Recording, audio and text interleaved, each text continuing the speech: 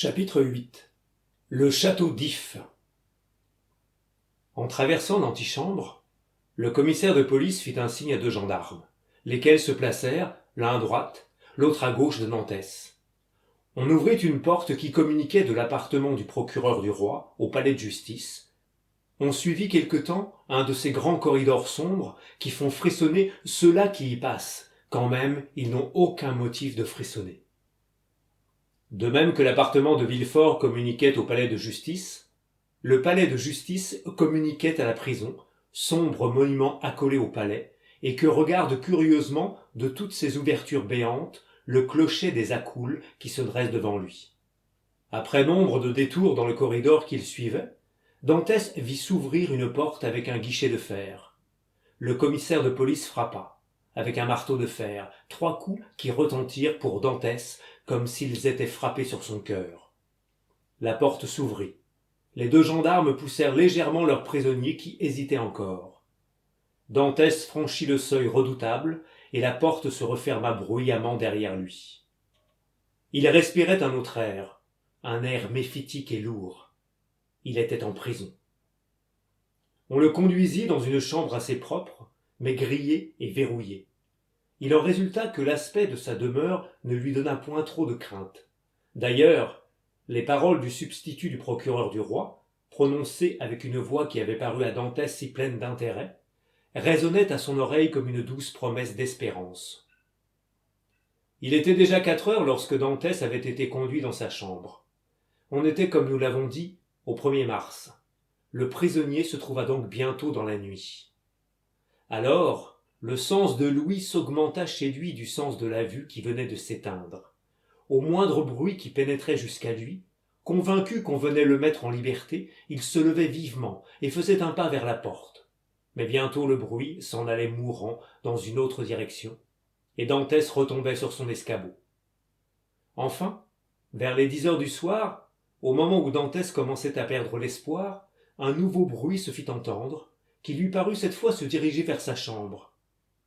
En effet, des pas retentirent dans le corridor et s'arrêtèrent devant sa porte. Une clé tourna dans la serrure, les verrous grincèrent, et la massive barrière de chêne s'ouvrit, laissant voir tout à coup dans la chambre sombre l'éblouissante lumière de 2 torches. À la lueur de ces 2 torches, Dantès vit briller les sabres et les mousquetons de 4 gendarmes. Il avait fait 2 pas en avant. Il demeura immobile à sa place en voyant ce surcroît de force. « Venez-vous me chercher » demanda Dantès. « Oui, » répondit un des gendarmes. « De la part de monsieur le substitut du procureur du roi ?»« Mais je le pense. »« Bien, » dit Dantès. « Je suis prêt à vous suivre. » La conviction qu'on venait le chercher de la part de monsieur de Villefort ôtait toute crainte au malheureux jeune homme. Il s'avança donc, calme d'esprit, libre de démarche, et se plaça de lui-même au milieu de son escorte. Une voiture attendait à la porte de la rue, le cocher était sur son siège, un exempt était assis près du cocher. « Est-ce donc pour moi que cette voiture est là ?» demanda Dantès. « C'est pour vous, » répondit un des gendarmes. « Montez. » Dantès voulut faire quelques observations, mais la portière s'ouvrit. Il sentit qu'on le poussait. Il n'avait ni la possibilité, ni même l'intention de faire résistance. Il se trouva en un instant assis au fond de la voiture, entre 2 gendarmes. Les 2 autres s'assirent sur la banquette de devant, et la pesante machine se mit à rouler avec un bruit sinistre. Le prisonnier jeta les yeux sur les ouvertures. Elles étaient grillées. Il n'avait fait que changer de prison. Seulement celle-là roulait, et le transportait en roulant vers un but ignoré. À travers les barreaux serrés à pouvoir à peine y passer la main, Dantès reconnut cependant qu'on longeait la rue Caisserie, et que par la rue Saint-Laurent et la rue Taramis, on descendait vers le quai. Bientôt, il vit à travers ces barreaux, à lui, et les barreaux du monument près duquel il se trouvait, briller les lumières de la consigne. La voiture s'arrêta. L'exempt descendit, s'approcha du corps de garde. Une douzaine de soldats en sortirent et se mirent en haie. Dantès voyait, à la lueur des réverbères du quai, reluire leurs fusils.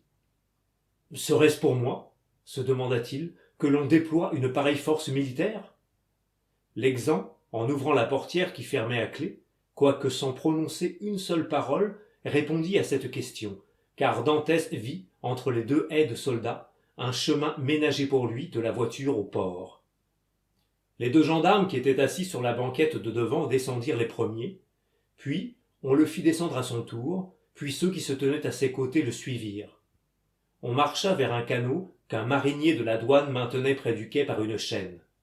Les soldats regardèrent passer Dantès d'un air de curiosité hébété. En un instant, il fut installé à la poupe du bateau, toujours entre ses 4 gendarmes, tandis que l'exempt se tenait à la proue. À un cri poussé de la barque, la chaîne qui ferme le port s'abaissa, et Dantès se trouva dans ce qu'on appelle le frioul, c'est-à-dire hors du port. Le premier mouvement du prisonnier, en se trouvant en plein air, avait été un mouvement de joie. L'air, c'est presque la liberté. Il respira donc à pleine poitrine cette brise vivace qui apporte sur ses ailes toutes ces senteurs inconnues de la nuit et de la mer. Bientôt, cependant, il poussa un soupir. Il passait devant cette réserve où il avait été si heureux le matin même, pendant l'heure qui avait précédé son arrestation, et, à travers l'ouverture ardente de 2 fenêtres, le bruit joyeux d'un bal arrivait jusqu'à lui. Dantès joignit les mains, leva les yeux au ciel et pria. La barque continuait son chemin. Elle avait dépassé la tête de mort. Elle était en face de l'anse du pharaon. Elle allait doubler la batterie.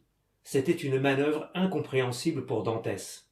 « Mais où donc me menez-vous » demanda-t-il à l'un des gendarmes. « Vous le saurez tout à l'heure. Mais encore. Il nous est interdit de vous donner aucune explication. » Dantès était à moitié soldat. Questionner des subordonnés auxquels il était défendu de répondre lui parut une chose absurde, et il se tut. Alors les pensées les plus étranges passèrent par son esprit. Comme on ne pouvait faire une longue route dans une pareille barque, comme il n'y avait aucun bâtiment à l'ancre du côté où l'on se rendait, il pensait qu'on allait le déposer sur un point éloigné de la côte et lui dire qu'il était libre. Il n'était point attaché. On n'avait fait aucune tentative pour lui mettre les menottes. Cela lui paraissait d'un bon augure.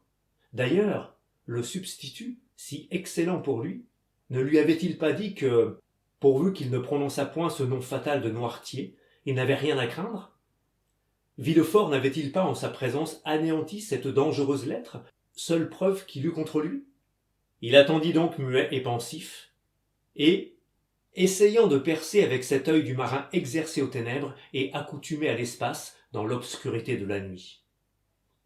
On avait laissé à droite l'île Ratonneau, où brûlait un phare, et tout en longeant presque la côte, on était arrivé à la hauteur de l'anse des Catalans. Là, les regards du prisonnier redoublèrent d'énergie. C'était là qu'était Mercédès, et il lui semblait à chaque instant voir se dessiner sur le rivage sombre la forme vague et indécise d'une femme.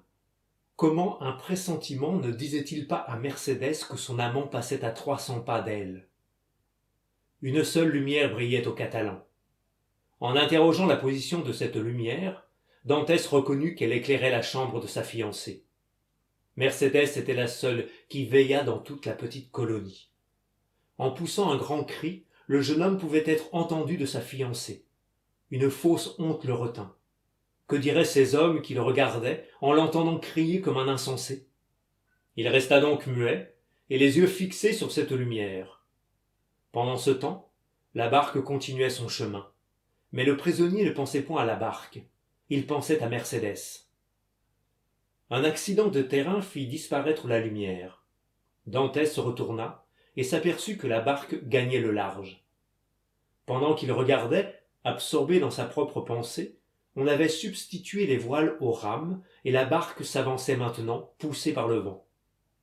Malgré la répugnance qu'éprouvait Dantès à adresser aux gendarmes de nouvelles questions, il se rapprocha de lui et lui prenant la main. « Camarade, lui dit-il, au nom de votre conscience et de par votre qualité de soldat, je vous adjure d'avoir pitié de moi et de me répondre.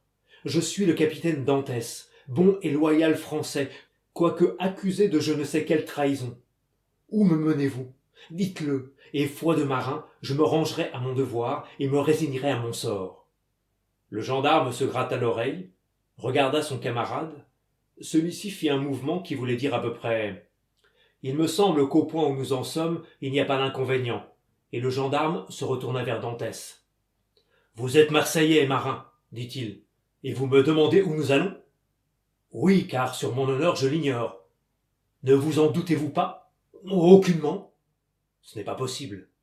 Je vous jure, sur ce que j'ai de plus sacré au monde, répondez-moi donc de grâce. Mais la consigne? La consigne ne vous défend pas de m'apprendre ce que je saurai dans 10 minutes, dans une demi-heure, dans 1 heure peut-être. Seulement vous m'épargnez d'ici là des siècles d'incertitude. Je vous le demande comme si vous étiez mon ami. Regardez, je ne veux ni me révolter ni fuir. D'ailleurs, je ne le puis. Où allons-nous? À moins que vous n'ayez un bandeau sur les yeux, ou que vous ne soyez jamais sorti du port de Marseille, vous devez cependant deviner où vous allez. Non? Regardez autour de vous alors. Dantès se leva, jeta naturellement les yeux sur le point où paraissait se diriger le bateau, et à 100 toises devant lui, il vit s'élever la roche noire et ardue, sur laquelle monte comme une superfétation du silex le sombre château d'If. Cette forme étrange, cette prison autour de laquelle règne une si profonde terreur, cette forteresse qui fait vivre depuis 300 ans Marseille de ses lugubres traditions, apparaissait ainsi tout à coup à Dantès, qui ne songeait point à elle, lui fit l'effet que fait au condamné à mort l'aspect de l'échafaud. « Oh mon Dieu !» s'écria-t-il. « Le château d'If. Et qu'allons-nous faire là ?» Le gendarme sourit. « Mais on ne me mène pas là pour être emprisonné, » continua Dantès. « Le château d'If est une prison d'État, destinée seulement aux grands coupables politiques. Je n'ai commis aucun crime. Est-ce qu'il y a des juges d'instruction, des magistrats quelconques au château d'If? » Il n'y a, je suppose, dit le gendarme, qu'un gouverneur, des geôliers, une garnison et de bons murs. Allons, allons, l'ami, ne faites pas tant l'étonner, car en vérité, vous me feriez croire que vous reconnaissez ma complaisance en vous moquant de moi. Dantès serra la main du gendarme, à la lui briser. Vous prétendez donc, dit-il, que l'on me conduit au château d'If pour m'y emprisonner? C'est probable, mais en tout cas, camarade, il est inutile de me serrer si fort. Sans autre information, sans autre formalité? Demanda le jeune homme. Les formalités sont remplies, l'information est faite. Ainsi, malgré la promesse de M. de Villefort? Je ne sais si M. de Villefort vous a fait une promesse, dit le gendarme, mais ce que je sais, c'est que nous allons au château d'If. Eh bien, que faites-vous donc? Oh là, camarade, à moi! Par un mouvement prompt comme l'éclair, qui cependant avait été prévu par l'œil exercé du gendarme, Dantès avait voulu s'élancer à la mer. Mais 4 poignets vigoureux le retinrent au moment où ses pieds quittaient le plancher du bateau. Il retomba au fond de la barque en hurlant de rage. « Bon !» s'écria le gendarme, en lui mettant un genou sur la poitrine. « Bon, voilà comme vous tenez votre parole de marin. Fiez-vous donc aux gens doucereux. Eh bien maintenant, mon cher ami, faites un mouvement, un seul, et je vous loge une balle dans la tête. J'ai manqué à ma première consigne, mais je vous en réponds. Je ne manquerai pas à la seconde. » Et il abaissa effectivement sa carabine vers Dantès, qui sentit s'appuyer le bout du canon contre sa tempe. Un instant, il eut l'idée de faire ce mouvement défendu, et d'en finir ainsi violemment avec le malheur inattendu qui s'était abattu sur lui, et l'avait pris tout à coup dans ses serres de vautour. Mais, justement parce que ce malheur était inattendu, Dantès songea qu'il ne pouvait être durable. Puis les promesses de M. de Villefort lui revinrent à l'esprit. Puis, s'il faut le dire enfin, cette mort au fond d'un bateau, venant de la main d'un gendarme, lui apparut laide et nue. Il retomba donc sur le plancher de la barque, en poussant un hurlement de rage et en se rongeant les mains avec fureur. Presque au même instant, un choc violent ébranla le canot. Un des bateliers sauta sur le roc que la proue de la petite barque venait de toucher. Une corde grinça en se déroulant autour d'une poulie, et Dantès comprit qu'on était arrivé, et qu'on amarrait l'esquif. En effet, ses gardiens, qui le tenaient à la fois par les bras et par le collet de son habit, le forcèrent de se relever, le contraignirent à descendre à terre, et le traînèrent vers les degrés qui montent à la porte de la citadelle, tandis que l'exempt, armé d'un mousqueton à baïonnette, le suivait par derrière. Dantès, au reste, ne fit point une résistance inutile. Sa lenteur venait plutôt d'inertie que d'opposition. Il était étourdi et chancelant comme un homme ivre. Il vit de nouveau des soldats qui s'échelonnaient sur le talus rapide. Il sentit des escaliers qui le forçaient de lever les pieds, il s'aperçut qu'il passait sous une porte, et que cette porte se refermait derrière lui. Mais tout cela machinalement, comme à travers un brouillard, sans rien distinguer de positif. Il ne voyait même plus la mer, cette immense douleur des prisonniers qui regardent l'espace avec le sentiment terrible qu'ils sont impuissants à le franchir. Il y eut une halte d'un moment, pendant laquelle il essaya de recueillir ses esprits. Il regarda autour de lui. Il était dans une cour carrée, formée par 4 hautes murailles. On entendait le pas lent et régulier des sentinelles, et chaque fois qu'elles passaient devant 2 ou 3 reflets que projetait sur les murailles la lueur de 2 ou 3 lumières qui brillaient dans l'intérieur du château, on voyait scintiller le canon de leurs fusils. On attendit là 10 minutes à peu près. Certain que Dantès ne pouvait plus fuir, les gendarmes l'avaient lâché. On semblait attendre des ordres. Ces ordres arrivèrent. « Où est le prisonnier » demanda une voix. « Le voici » répondirent les gendarmes.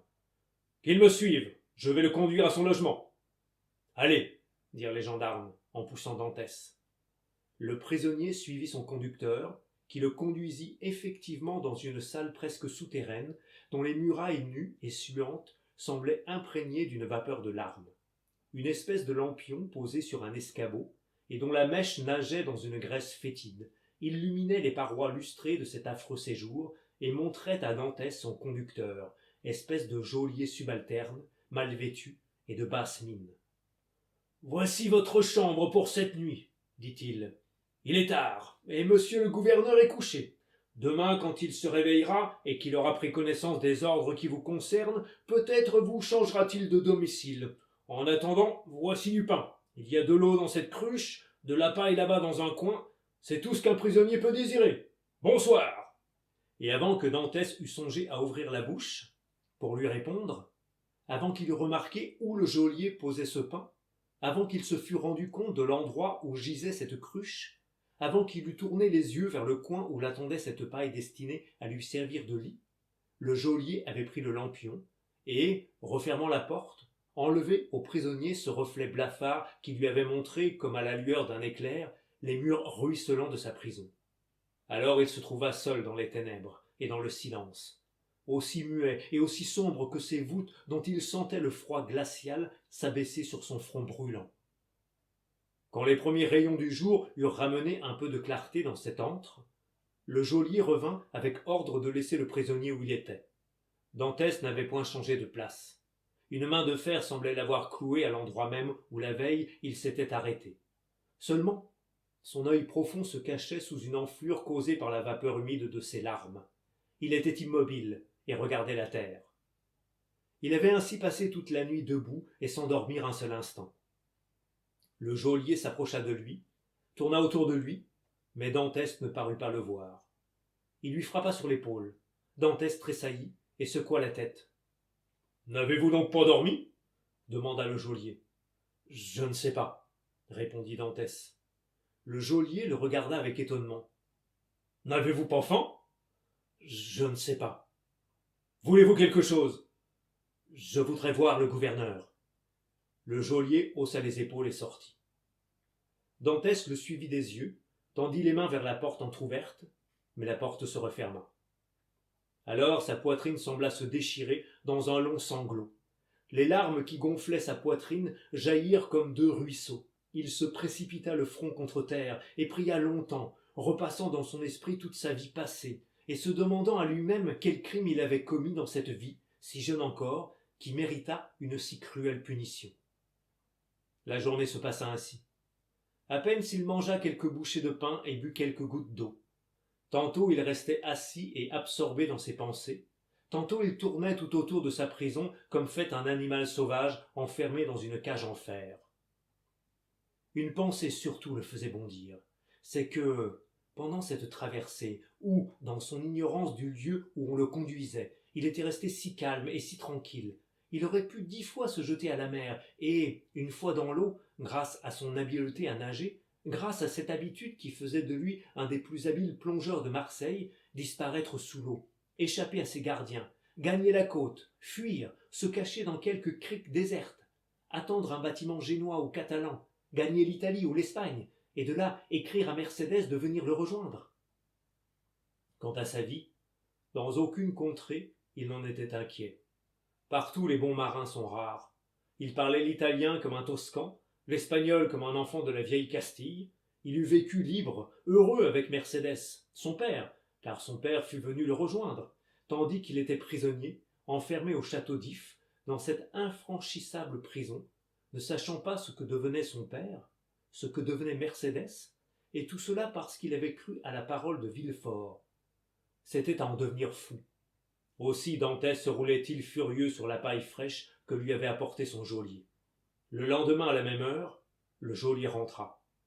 « Eh bien, lui demanda le geôlier, êtes-vous plus raisonnable aujourd'hui qu'hier ?» Dantès ne répondit point. « Voyons donc. Un peu de courage. Désirez-vous quelque chose qui soit à ma disposition? Voyons, dites. »« Je désire parler au gouverneur. »« Eh, je vous ai déjà dit que c'est impossible. »« Pourquoi cela impossible? »« Parce que, par les règlements de la prison, il n'est point permis à un prisonnier de le demander. »« Qu'y a-t-il donc de permis ici? »« Une meilleure nourriture en payant, la promenade et quelquefois des livres. »« Je n'ai pas besoin de livres. Je n'ai aucune envie de me promener, et je trouve ma nourriture bonne. Ainsi, je ne veux qu'une chose, voir le gouverneur. »« Si vous m'ennuyez à me répéter toujours la même chose, je ne vous apporterai plus à manger. »« Eh bien, si tu ne m'apportes plus à manger, je mourrai de faim, voilà tout. » L'accent avec lequel Dantès prononça ces mots prouva au geôlier que son prisonnier serait heureux de mourir. Aussi, comme tout prisonnier, de compte fait, rapporte 10 sous à peu près par jour à son geôlier, celui de Dantès envisagea le déficit qui résulterait pour lui de sa mort et reprit d'un ton plus adouci. « Écoutez, ce que vous désirez là est impossible. Ne le demandez donc pas davantage, car il est sans exemple que, sur sa demande, le gouverneur soit venu dans la chambre d'un prisonnier. Seulement, soyez bien sage, on vous permettra la promenade, et il est possible qu'un jour, pendant que vous vous promènerez, le gouverneur passe. Alors, vous l'interrogerez, et s'il veut vous répondre, cela le regarde. »« Mais, dit Dantès, combien de temps puis-je attendre ainsi, sans que ce hasard se présente? »« Ah, dame, 1 mois, 3 mois, 6 mois, 1 an peut-être. »« C'est trop long, je veux le voir tout de suite. »« Ah, ne vous absorbez pas ainsi dans un seul désir impossible, ou avant 15 jours vous serez fou. »« Ah, tu crois? »« Oui, fou. C'est toujours ainsi que commence la folie. Nous en avons un exemple ici. C'est en offrant sans cesse 1 million au gouverneur, si on voulait le mettre en liberté, que le cerveau de l'abbé qui habitait ces 2 chambres avant vous s'est détraqué. Et depuis combien de temps a-t-il quitté cette chambre? 2 ans. On l'a mis en liberté? Non, on l'a mis au cachot. Écoute, je ne suis pas un abbé, je ne suis pas fou. Peut-être le deviendrai-je, mais malheureusement, à cette heure, j'ai encore tout mon bon sens. Je vais te faire une autre proposition. Laquelle? Je ne t'offrirai pas 1 million, moi, car je ne pourrai pas te les donner. Mais je t'offrirai 100 écus si tu veux. La première fois que tu iras à Marseille, descendre jusqu'au Catalan et remettre une lettre à une jeune fille qu'on appelle Mercédès. Pas même une lettre, 2 lignes seulement. Bon, si je portais ces 2 lignes et que je fusse découvert, je perdrais ma place, qui est de 1000 livres par an, sans compter les bénéfices et la nourriture. Vous voyez donc bien que je serais un grand imbécile de risquer de perdre 1000 livres pour en gagner 300. Eh bien, écoute, et retiens bien ceci. Si tu refuses de porter 2 lignes à Mercédès, ou tout au moins de la prévenir que je suis ici, un jour je t'attendrai caché derrière ma porte, et au moment où tu entreras, je te briserai la tête avec un escabeau. De menace? S'écria le geôlier en faisant un pas en arrière et en se mettant sur la défensive. Décidément, la tête vous tourne. L'abbé a commencé comme vous, et dans 3 jours vous serez foilier, comme lui. Heureusement que l'on a des cachots au château d'If. Dantès prit l'escabeau et le fit tournoyer autour de sa tête. Eh bien, puisque vous le voulez absolument, on va prévenir le gouverneur. À la bonne heure, dit Dantès, en reposant son escabeau sur le sol et en s'asseyant dessus, la tête basse et les yeux hagards, comme s'il devenait réellement insensé. Le geôlier sortit, et un instant après rentra avec 4 soldats et un caporal.